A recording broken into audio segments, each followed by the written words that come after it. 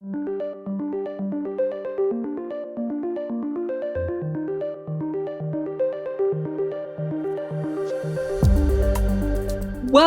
to tomorrow's Tech Today, bringing you the latest in technology, talent, and transformational change. With me, your host, Professor Sally Eaves.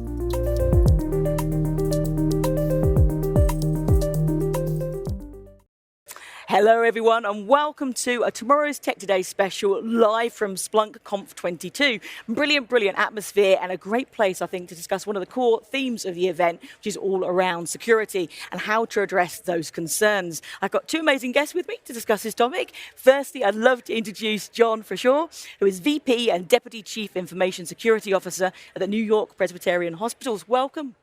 Pleasure. Thank you very much. And we also have Mick Baccio, Global Security Strategist from SURGe at Splunk. Welcome too. Thank you for having me. Happy to Brilliant be here. stuff. No, thank you very much. And perhaps just to set the scene a little bit, perhaps you could just take it in turns to kind of share a bit more about the person behind the tech, so to speak. So perhaps I'm starting with you, John. The person behind And your role, yep. Sure. My role is basically managing information security for the hospital. I report to our CISO, who has a much expanded role. He's got our medical staff office credentialing, part of our graduate medical education program. So most of the core InfoSec stuff falls under me. I've been I drank the security Kool-Aid a number of years ago. I was a networking nerd, proud of that title. Drank a lot of Cisco Kool-Aid for a lot of years. I was in the military for a long time, so I got a lot of bad habits there. And then, eventually came to NYP I think we're still number 4 hospital in the country. Fantastic. Brilliant stuff. Thank you very much. Same question over to you, Mick. I'm Mick Baccio. Currently, I'm a Global Security Strategist at SURGe. My role here is kind of to help network security defense teams globally kind of raise the bar for security. I've been at Splunk roughly about a little bit 2 years. Before that, I started off as a military nerd, like a lot of the cyber guys in the DC tribe do. Was military, then got out, did a bunch of contracting work, ended up helping build the cybersecurity program with the Department of Health and Human Services, and then went back for more fun and helped build out the threat intelligence program. Had teams at the Pentagon, FDA, ended up at the White House in my federal career running a threat intelligence team during the Obama and Trump administrations. Left the government and then was lucky enough to be the first CISO of a presidential campaign when I did security for Pete Buttigieg. And after that, I came to Splunk, and I'm lucky enough to be able to take all of that and kind of, my background is all network security, network defense, and just help folks get better. Talking with people every day is kind of what we're here to do. I love that. I also saw something in your background about lockpicking at a DevCon as well. I love that example. Many moons ago, I took a class at a place, and it was a thing called counter-surreptitious entry. Brilliant. And then, hacking conventions have lockpick booths all the time. I went there and hung out, and, oh, you're really good at this. I took a class once, and then ended up becoming, a member at meetings, ended up becoming an instructor. And lockpicking, it's an amazing thing. And honestly, it's taken me all over the world, just being able to go to events and to meet people. And just lockpicking is so much fun. I will teach you if you ever want to learn. I think you need to introduce it. We're going to be in the social space next year. I love that. That's so cool. Brilliant stuff. So going back to our main theme, and we've got this time at the moment, I think, where the scope, the scale, sophistication of cybersecurity risks, we've never seen anything like it. And new threat actors as well, even things like bad actor collaboration. So all these things converging at the moment. New research just out looked at 1,200 security leaders. They're saying around 49% had experienced a data breach over the past 2 years. So what are your thoughts on kind of reducing the complexity around these risks and how organizations could be more resilient? Perhaps if I go to you, Mick, first. I think that number is low, to be honest with you. Like 49% sounds a little. Exactly. I think someone might be fibbing. I think, to that point, there is the explosion of data. The explosion of systems we're seeing, we're getting more complex. Our systems, our networks, our architecture, we're growing more and more. And with that becomes more data, becomes more security risk. And you mentioned resilience, and that's something I had a chance to talk with some folks at Nozomi Networks at a panel at RSA. Resilience, I think, is becoming the most critical thing because operationally you can't stop. So security strategies, I think, are shifting. I grew up the CIA triad, right? Confidentiality, integrity, availability, and now resilience is becoming a huge part of that because, as John would tell you, if hospital systems go down, it's not just, hey, this computer has a virus, we're going to take it offline and just re-image it. This is a machine. This is something that's operational and cannot go offline ever. And I think that resilience is something we're leaning into as far as strategy. Fantastic, brilliant. And that example there within your hospital setup, great to kind of see what you've been experiencing, particularly over the last year, and how you've been addressing that complexity. First of all, the number is definitely low. I think it probably should be like reported a breach, right. Maybe even effectiveness. The number goes up considerably.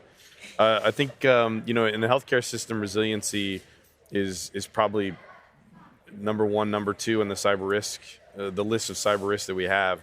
But clinical systems, surprisingly, are pretty resilient. Access to the EHRs and bedside monitors and infusion pumps and vents and all this kind of stuff. Usually we do have a pretty good, resilient way to keep patients alive, to reduce mortality rates. However, what we're really looking into is third-party risk. So how does the power company influence our ability to provide those services? What if the HVAC system goes down? What if we don't have the chemicals that we need to effectively sanitize, an ICU room or a controlled air breathing space or, some type of pressurized space? During COVID, these were all realities. And so I think resiliency for us is now focusing on third-party risk, supply chain risk, and making sure that the things that support our systems are also effectively reduced risk-wise and resilient. That makes eminent sense. And again, certainly I've seen other research that's more, I'd probably add 30% onto that as well. So it's interesting. We'll come back to that because this was one that was meant to be kind of cutting edge in terms of literally taking in the last month. So I think it'll be useful, and we'll follow up that one for the audience, definitely, just to look at the latest stats. But one thing I think has been consistent over research recently is the nature of the top two kind of cyber risks, and ransomware being consistently number one right across the board. And again, it doesn't really matter if you're enterprise or SMB, it's right across that spectrum. What do you think can be the best way of looking at this? Again, kind of mapping into our resiliency theme in many ways, but how can organizations get better equipped to deal with this? What would your key advice be at the moment about the different levels, different layers of support we can give them? Yeah, I would say, first of all, you need to have a very, not to belabor the word, resilient backup system so you can recover quickly. We need to accept the fact that ransomware can get us. Yep. I've heard CIOs say before, like, I'll never pay the ransom. Well, if the ransom is $10 million and you're going to lose $17 million a day keeping people alive, you're going to pay the ransom. And so we need to kind of consider the reality of the bad guys might win. And so I think to that end, that kind of right of boom scenario, you need to think about this. Okay, how can we recover? Let's say we pay the ransom. How can we recover? Okay, let's say we can't pay the ransom, or the encryption, the attackers encrypted everything and then ran away and didn't leave us a breadcrumb trail. How do we recover quickly? How do we get our systems back online? That's a lot about backup. It's a lot about secondary and tertiary access mediums, having a separate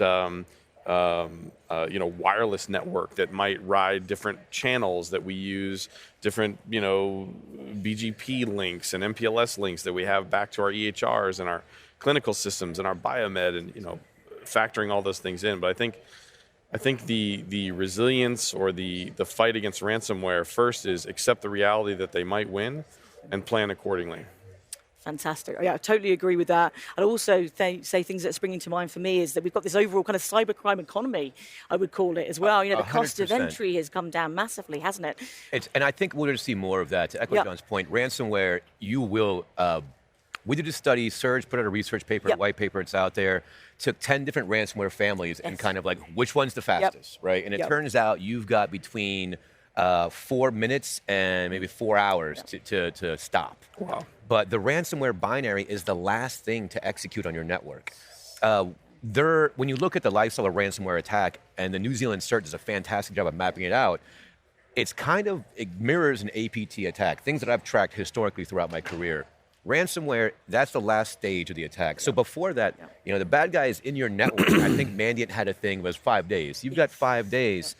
So let's not look for the ransomware execution. Let's look for the lateral movement. Let's look for the pivoting steps to see bad folks in your network first and get ahead of it. In my opinion, though, it's really, I think ransomware is boring. Yeah. I think when you look at, from a technical level, and I'm used to tracking, the PLA targeting the PLO and the PLO targeting the PLA, whatever alphabet soup intelligence agency is out there. This is a mutex that will affect only 6 people in the world and 2 got the email. That's really interesting to me. Ransomware is just a binary executes and then badness happens. It's from a technical level, it's pretty boring. The immediate impact of ransomware, I think, is what the most interesting part is, and then the fallout from that. Right. You hear about ransomware attacks, and to echo John's point, pay the ransom or don't pay the ransom, that's an individual choice an organization makes or doesn't make. But the recovery from a ransomware attack, it's not just decryption key, you got it, you paid for it, and it works right away. There are a bunch of studies that are out there. The recovery, even if you do have a decryption key, is going to take time, going to take money, and might not even work. So I think we'll see a lot more, to your point, the cybercrime. It's easy to become a ransomware affiliate, super easy. And there's a lot of conflation between, take a group like Conti. Is Conti the person behind it? Is Conti the binary? Or is Conti just the group? So we'll never really know that. Or is it the affiliate? And becoming a ransomware affiliate, it's a lot easier than it was last year, and it was a lot easier the year before that. And I fear that level of ease to entry, that barrier to entry is so low to become a cyber criminal now, becoming an affiliate of a ransomware group. I think we'll see a lot more of that, which leads to more problems. Because like you mentioned, ransomware, cybercrime is a billion-dollar business. Absolutely. But the billion-dollar businesses, we all know, someone there went to business school. And I don't think we see that in the cybercrime organizations. There's an organization, I think it was last year, the University of Vermont, that was taken down. And I think the most, kind of what you're saying about the ransomware is the interesting part. Ransomware, in my kind of vision or my view of this, ransomware prior to the University of Vermont was very much like endpoint driven, just knock out those client machines and make their life miserable, right? But the back-end systems were relatively untouched. So recovery was all about how fast you can recover. That was really your decision point. Do I pay or can I recover quicker than that? Right. But as we saw in the University of Vermont, the ransomware spread to backup systems and hypervisors and supporting back-end infrastructure and just completely wiped them out. Exactly.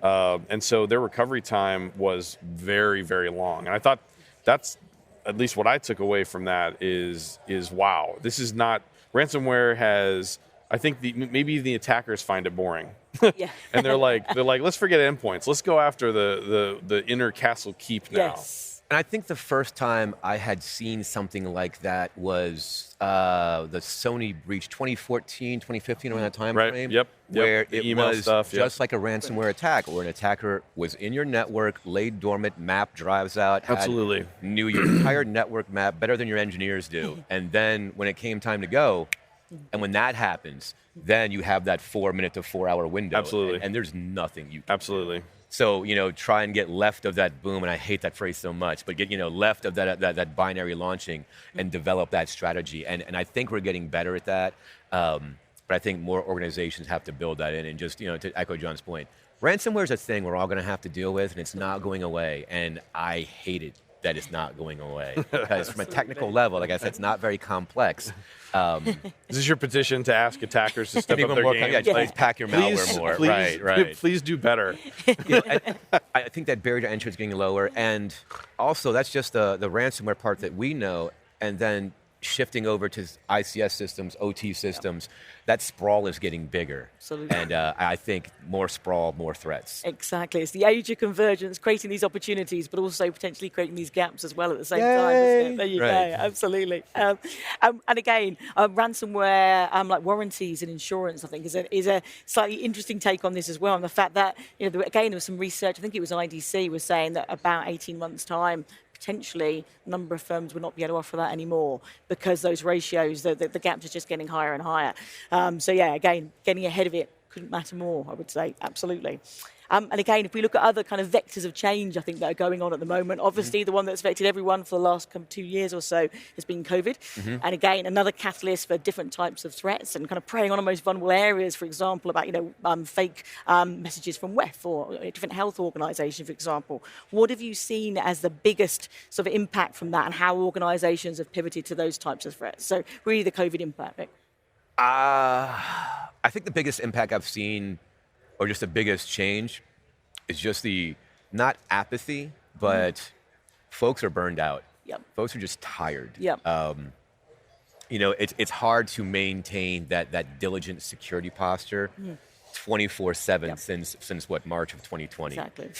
It just, at some point, you just get tired of it, you slip, and again, when the world kind of went to that remote status, it wasn't by choice. It wasn't a phased plan. It's just, hey, you're at home now, and the sprawl of everyone's network just got bigger. Absolutely. So, introduction of more threats to that, and over time, you've seen, through mergers and acquisitions, companies sprawling up, companies growing. You're getting more and more IT systems in the back end, so shadow IT becomes a problem. It's just that sprawling data keeps growing, and from a security side, it's just on top of that, Kaseya, Colonial Pipeline, SolarWinds, Log4Shell, all those things are happening in addition to just your day-to-day. And I think that resilience, we keep talking about it, but I think it's the most critical thing is just folks will get burned out, that motivation ebbs and flows. But I think that's what I've seen is just people are just tired and they're doing great jobs with what they've got. But the problem I had today is not the problem I'll have tomorrow and the next day. Exactly. And what about yourself, John? How you've been finding that in your hospital setup? What's been the biggest impact for you there? Obviously the clinical impact, but just from the behind-the-scenes management of the threat impact. As it pertains to COVID? Yes. Yeah. Geez, that's a big question. I mean, we were the epicenter of the COVID disaster for probably about 2 to 3 months. I mean, at one point, we had seen more patients than any other health hospital in the world. I think for about a month and a half, we held that title. We had seen more COVID patients than any other facility in the world.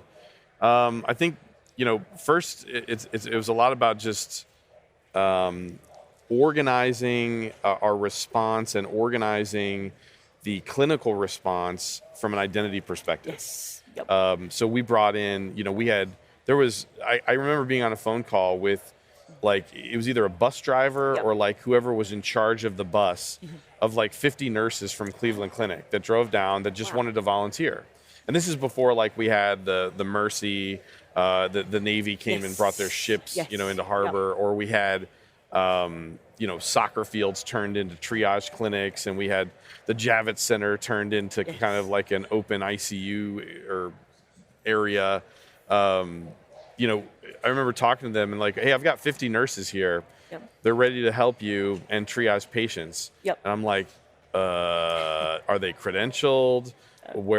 From where? Do they have specialties? How are they trained? Do they know our systems? Do they know our EH? There was a pretty big shift in our ability to rapidly create identities and entitle people. Then the military came in, right? And we had all these reservists, all these clinicians from the Army that came in, and from the Navy, surgeons from the Navy, and we're like, how do you credential them? They seem legit.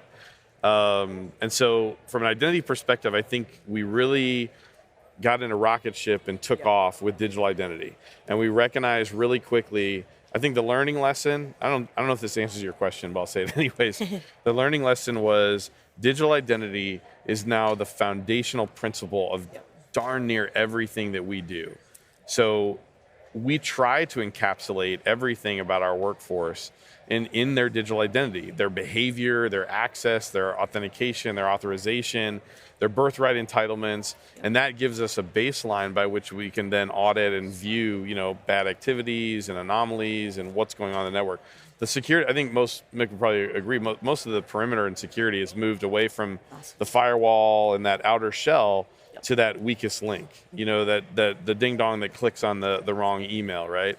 And so we are investing heavily in enriching digital identity as we learned from COVID, so that we can, rapidly onboard a busload of nurses from the Cleveland Clinic, or we can effectively monitor activity and say, you clicked on the wrong thing, maybe we'll catch it in that 4-minute time span. Fantastic. It reminds me a lot of my time at HHS, when HHS, a natural disaster would happen somewhere in the world, and they're going to spin up doctors and volunteers and send them there. Well, they need email, they need access, and creating that on the fly. Okay, what do they need access to, and for how long, and how do I verify their identity, and they're really supposed to be here? And undertaking that, as quickly and as I guess the scale and scope that you had to do that, and as much as you did, it's really a testament. And to your point, I grew up in the world of defense in depth, right, where it's a very linear network stack, and once you're in, just move laterally, and we didn't think that far ahead. But now, with the world the way it is, the zero trust model, segmented networks, micro-segmentation, identity becomes that perimeter. And I think we're seeing more and more of that. Even the idea, I think Google, Microsoft, a couple other vendors are moving to passwordless systems. And I think we're moving more towards that because, to your point, I feel like as a security professional, I have dropped the ball somewhere. 20 years ago, you would click on a phishing link and it would be bad for you. 20 years, we had 20 years to fix that. How come we haven't fixed that yet? What have we done? And I think that's just somewhere, we have to work on that part of it. When we move to things like passwordless systems, hardware token identification, things like that, that is going to change a lot and make that digital identity more secure, because I don't think, it's endpoint and identity, but the endpoint changes so much because you change machines so much. Your identity is going to be the same through your phone, through your computer, no matter where it is. And I think that's going to be that new endpoint. We're driving so much towards mobile as well. We are, for our EHR, we are their largest mobile customer. We've got about, I think now about 30 to 35,000 mobile devices out there, clinical devices. So you're in the bed. That doctor or that nurse is going to use their phone or their iPad to, provide care, and they love it. The physicians love it. These are people that still carry beepers, right? So this is like wave of the future stuff for them, and the mobile stuff really is a greenfield for passwordless, strong authentication technologies. And I welcome passwordless. I love it because for me, passwordless gives me a door to way more accurate authentication mechanisms, right? Okay, no password, but I'm going to make sure that your behavior on that mobile device, your heart palpitation rate, your femoral twitch rate, your click lag, your typing gait, I can pick all that stuff up on a mobile device and say that is Sally on that phone, right? Or I have a cert that's loaded on that phone, right? And I know that cert is only Sally's cert because only Sally could have logged into that phone with their PIN or their biometric or whatever. So to me, it's I'm so excited about passwordless and enhancing digital identity because it gives, as a security professional, it gives me so much more to scrutinize the authentication or authorization process with. Yeah, I think for us, telemetry is the game, and we just love more data. Give me more data, and I'll look at more it. Data. And it's a fantastic thing. The mobile. The biggest, I agree with everything. The biggest hiccup I see with mobile is that I have one phone. I stopped carrying two phones when I left the government, right? And that BYOD world is getting harder to navigate because sprawling apps. It's my phone. I put whatever, all the apps I use on it, but you are my security professional, and creating that container inside of your phone is really kind of that thing where we're moving more towards now, but I think it's still kind of nascent in that development. I agree. Yeah. We're very vocal with our population, our user population. We welcome BYOD. We don't treat BYOD in corporate devices one molecule different, and we're very vocal with the population because we get a lot of that. Big Brother's going to see my WhatsApp, chats. They're going to see my pictures and my web history and whatever. And we don't. Honestly, I don't care. That's really not what I'm after. I want to protect those clinical apps. I want to protect those corporate apps, whatever. But I really just don't care if you're spending half your day on Facebook. That's a management problem. Exactly. Well, a lot of the, when I was working for the Buttigieg campaign, a lot of the MDM solutions we looked at the time, I know they've gotten better. It's, hey, your administrator can look at X, Y, Z and cannot see X, Y, Z. Freaks you out. And, having that in very bold, when a user can see that and say, all right, John's not looking at my text messages now, or Nick's not looking at my photos. Having that transparency with your users, I think has, in my opinion, security has come a long way in that. I grew up in the, you will do what I say because I am security. And I think we've realized that model, man, does that hurt us? Man, does that not work in any way? Absolutely. Yeah, it kind of brings me on to the kind of culture, the people factors around that. Because literally your example there, you want to help people and enable them and make it this shared responsibility and that confidence to speak up if you see something and you're not even quite sure if it is an issue or not. Making sure that's key, I think, is right up there. I even, again, some other research I was involved in, it was saying 98% of threats, actually, when you look at them, come down to more like the basic hygiene factors and not even, all the more complicated stuff. So again, that kind of cyber hygiene, the culture, the education, the skills around that, I think is key. Have you got any thoughts about, how you facilitate that? We're working with different organisations, either yourself, obviously with SURGe, Mick, and the research you're sharing there, some great knowledge sharing, I think is excellent, but also with yourself and some of those examples you were giving, John, there, actually in the field, what has worked best in terms of making shared responsibility culture kind of part of that every day? What have you found effective to kind of install that? Geez. Well, it's certainly, to Mick's point about the previous model is just, carry the big stick, right? Like, you will listen to me or you will get thumped with this stick. That didn't work. It's the angry parent with the teenager that wants to take their, Fiero out late. It doesn't work. I think, positive rewarding works, but I think we find a lot of success in like the satirical kind of approach to, hey, if you think of these the posters from World War II, loose lips sink ships, right? Yep. And you're like, I get it. Like, don't talk, don't say stuff. Like, I think that kind of works. And I've seen this, maybe I'm behind, maybe I just figured this out yesterday, but I've seen this kind of uptick in a lot of these security firms. They're hiring celebrities to do kind of satirical, you saw it, what's his name for HP? Did the Wolf, remember the Wolf commercials for HP? I remember that, yeah. Yeah, where they were kind of tracking someone's behavior. Christian Slater, yeah. Christian Slater. I think we started to see this approach where it's like, hey, if you click on that, do you think you should really click on? Look at that. Look, come on. And then kind of teach them through that satirical, it's kind of a gray area between like thumping people on the head and then giving them a cookie when they, creating a Pavlovian response and giving them a cookie. I like that. And I think we've seen some success. We had we created a video a couple years ago about password complexity and teaching people to use longer passwords, and we switched to a 16-character password. Okay. And the video was very like, kind of like the hacker was watching you, and they're kind of like, why would you do that? Like, this is why you create a longer password. And then we had this narrator who was the user, and they're like, oh, thanks, hacker man. Like, you taught me that length is stronger, and it really worked.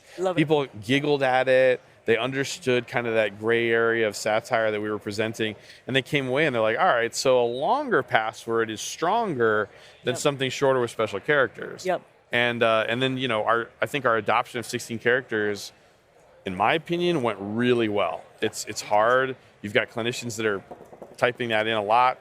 Passwordless became very important to us.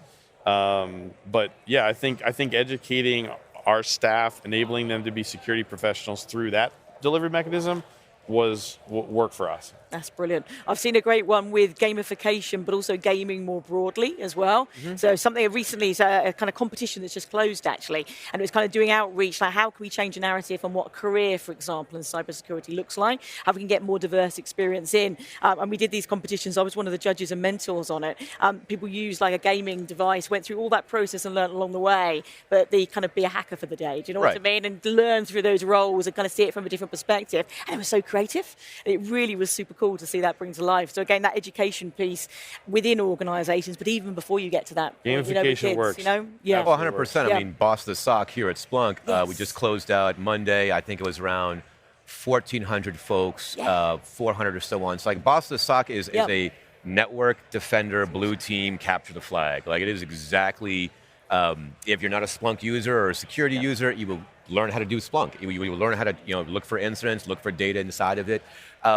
To your point, it comes down to the people, and heavily or thinly veiled sarcasm aside, that's my favorite part. It's I love the people in security. I always say, building a culture heavy on the cult. Yes. Right. I come from the DoD world where once a year, we watch the training, we click next a bunch of times for 15 minutes, and we're good to go for the year. And now it's incorporating security into someone's personal life is that bleed over. I remember working at the White House and sitting next to VIPs there, and hey, look, let's go through your personal phone. Let's look at all your accounts. Let's put, multi-factor on your Instagram. This is why your personal Gmail. And if you explain that to someone, I know, us security nerds like to sit in our little ivory tower and just talk mutexes all day. But breaking things down, you can have the best research, be the smartest security folks out there, but if the end user doesn't understand why you're doing this and get on board with it, you're just spinning your wheels. And so creating that culture, I think, is the important thing. And we're able to do that here at Splunk through something like bots. And it's gotten bigger every year. And it goes back to, I want to work in cybersecurity. I want to do network defense. How do I do that? Bots is a perfect place to start. And it's, the security, the field won't change until we make it change. Exactly. And I think, a lot of organizations trying to diversify a lot of that. That's fantastic. I joined some of the sessions before I even got here on that, and I loved it. So they did some really nice intros to it on LinkedIn Live and things like that, and it was amazing. So I think the more initiatives like that, the better, which is fantastic. And maybe it's just a final question, because I know we've got to wrap for time fairly soon. What would you say when people are looking at the landscape right now about what the next, say, vector of change is going to be? Where do you think different threats are going to come from? Or just a final thing about kind of the state of the industry? Anything around that as a final kind of reflection? And even a reflection, of course, of Splunk's and our event here too as well, because it's been awesome. The past 2 weeks, so I was at Conf this week and RSA the week before. I think, one, I'm still not sure what XDR is. Two, I think that, we're getting bigger, we're getting more broader. The scope, we're realizing how much stuff we've actually put on the internet. And I think it was an old quote from Bruce Schneier, like, data is the exhaust of the information age. And I think we're seeing that now in spades. We're looking at data just we know of, but to John's point, off a mobile device, there are so many data points, and those are growing more and more every day. Absolutely. And I think we're going to get to the point where data's out there, and it's, hey, this is good data, this is bad data, this is private data, this is public data. And I think those distinctions are what we're going to see a lot of when it comes to data and moving forward. The security landscape, I expect more of the same, but worse. And I know it's super dark and nihilist to say, but security is cyber criminals are going to cyber criminal, and they're getting really good at cyber criminaling. Exactly.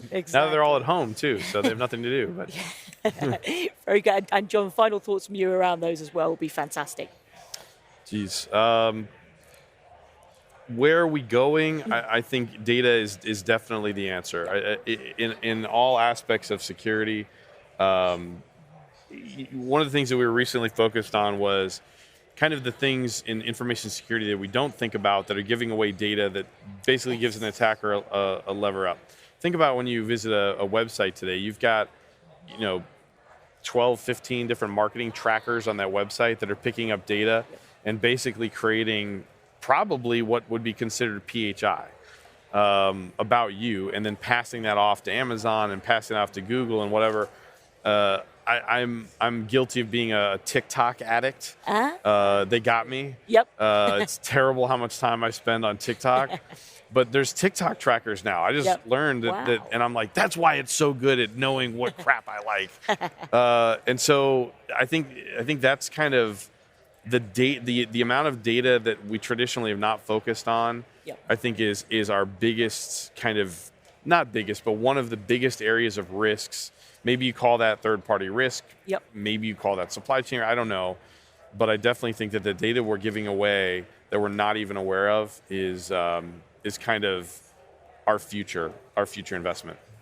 Fantastic. That's brilliant. I think a great range of points there, right across kind of the kind of changing landscape we're facing, that speed, that scale of change, where the different threat vectors are coming from, but also that combination that we need to address holistically right across technology, process, culture, skills, reskilling, awareness, and integrate those together. Fantastic insights both. Honestly, thank you. Thank you, Mick. Thank you, John. Honestly, it's been a delight. Pleasure. And thank you for joining us all for another episode of Tomorrow's Tech Today. Thank you.